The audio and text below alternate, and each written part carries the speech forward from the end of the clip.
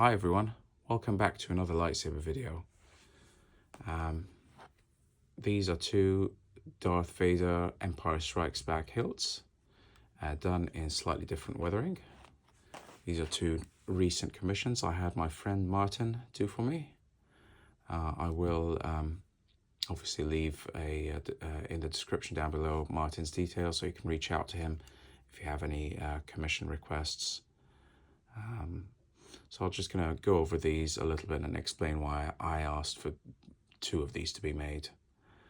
I did want one that's in the style of a little bit of a cleaner look.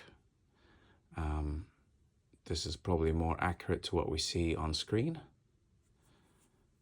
As you can see, there's no rust on the shroud, there's very minimal chipping, and overall it just looks cleaner. And then the other one is more of the post-production look with the heavily chipped and rusted shroud.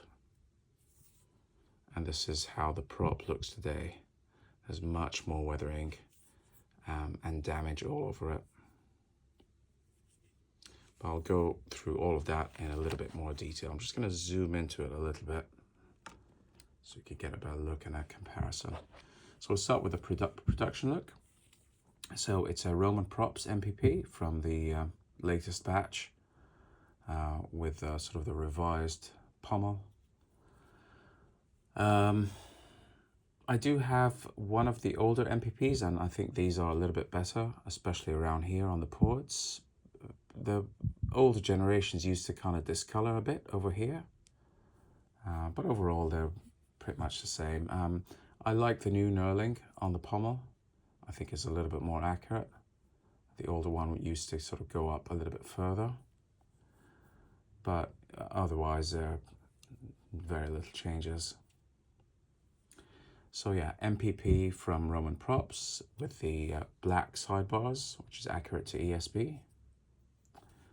There are some parts from Wanawanga, mainly this steel shroud, which is accurate to ESB, and it comes with its steering and the thumb screw with a diamond or crisscross pattern knurling. These colored wires are also from Wanawanga. The grips are from Wanawanga. And then the bubble strip and the blue board that you see underneath, or the teal board rather, are actually vintage from Exactra calculators on both of these.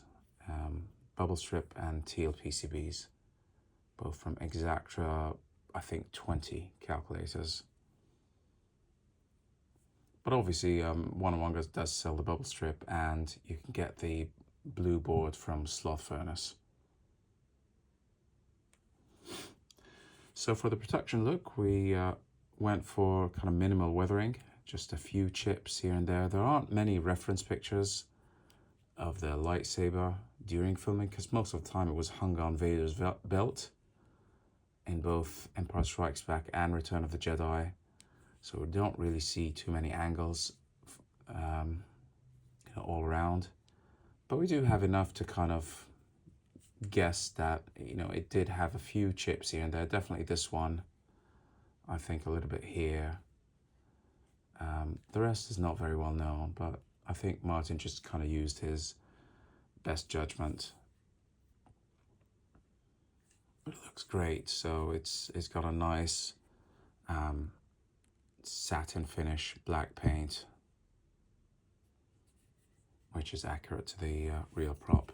He's also done a little bit of weathering on the internals, just to make it look more like a vintage MPP.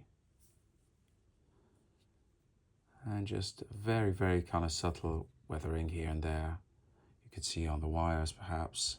It's a little bit of dry brush painting. And just, again, minimal weathering on the clamp. Just a little bit of damage.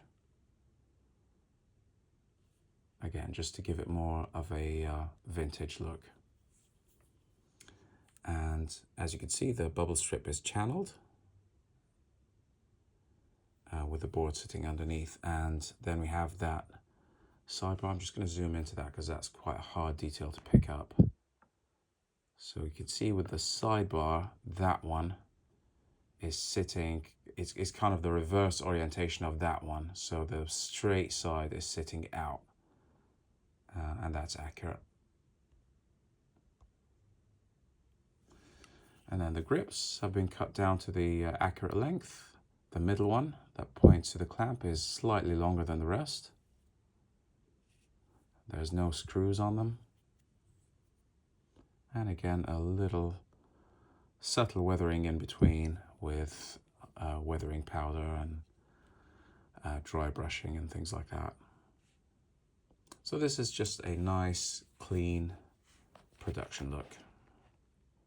And then we move on to the post-production look. This is how the prop looks today. There are much more reference pictures of this one that are publicly available, because the prop is owned by Stephen Lane from the prop store. So there's lots of good pictures of this. All the chips are obviously accurate because the Onehunga steel shroud comes with a stencil. So the stencil can be applied. The same paint that was used on the other one. And then once Martin obviously removed the stencil, I did ask him for real rust. I don't really like paint. A lot of people choose to paint this brown, but I wanted real rust. Obviously there's several different ways of doing that. You could kind of leave it outside in rainy weather, but that could take weeks depending on the level of humidity. You could spray it with salt water. I've tried that in the past. It didn't look great. But Martin actually kind of researched methods of like accelerating that, and he ended up using, I believe, a vinegar-based household cleaner, a lemon vinegar or something, and that kind of really speeds up the rust. I'm going to try to zoom into it. It's a shame about the lighting. See if I can focus on that rust, because it looks beautiful. There's nothing like actual rust. I mean, to me anyway, in my opinion, it looks more realistic. There's so many different shades. And the internals are also weathered.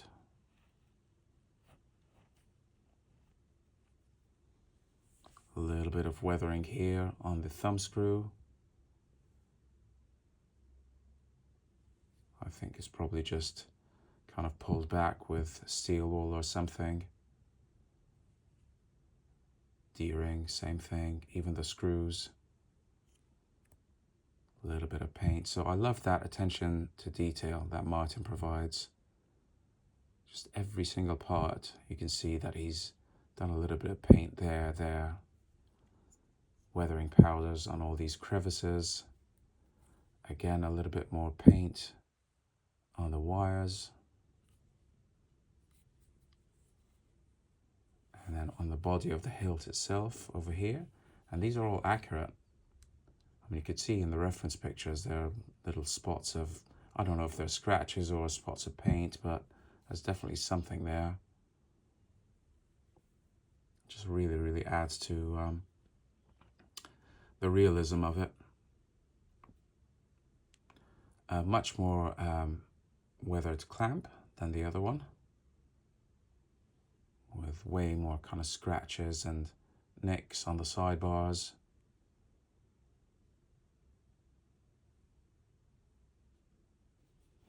And even that post, the lever post is sort of oriented, or the pin is correctly oriented. That's how we see it in the reference pictures. Once again, the bubble strip is cut down to size, channeled from the sides, and the PCB is sort of glued underneath. This one has screws on either sides of the fins of the grips. This is correct for the post-production, but not for the production look. It is believed that these screws were added at some point, possibly during Return of the Jedi, but it's not confirmed. You can see even the screws have been painted and sort of weathered.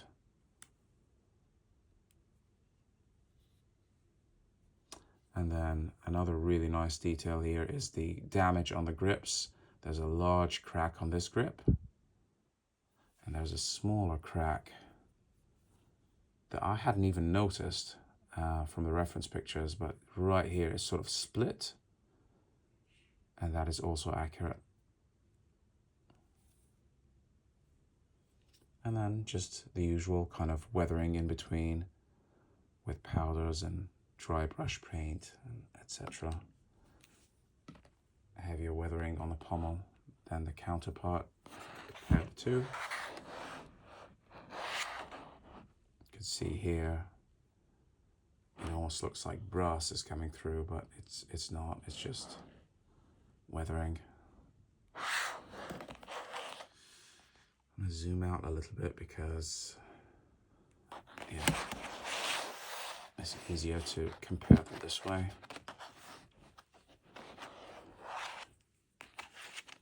So I'll start with the shrouds.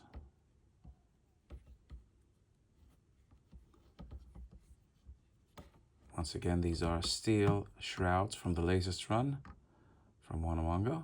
They come with the stencils, the D-rings, and the thumb screws.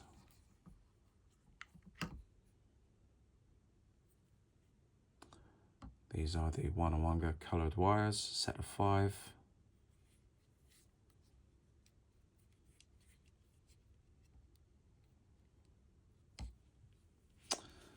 The Roman Props MPP clamp with the black sidebars.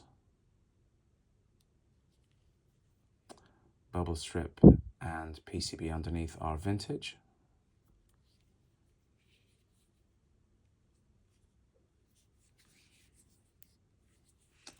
The grips are from Wanawanga, and the grip screws on the post-production are also from Wanawanga.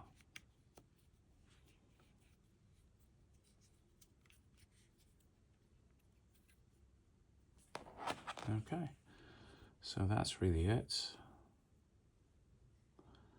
Can't think of anything else to add about these. They're both really, really beautiful.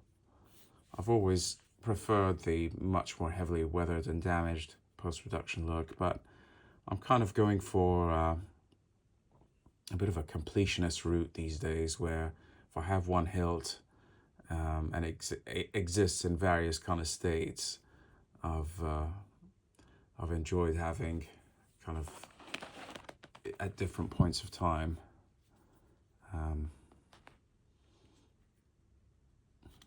So I wanted to do a production one as well, because I've never had a clean Empire Strikes Back MPP. So this is my first one, and it's really, really beautiful too. Well, that's it. Same hilt over two different points in time. This is ESB. This is post-production after Return of the Jedi. I hope you've enjoyed the video. Thank you very much for watching, and I will see you in the next one.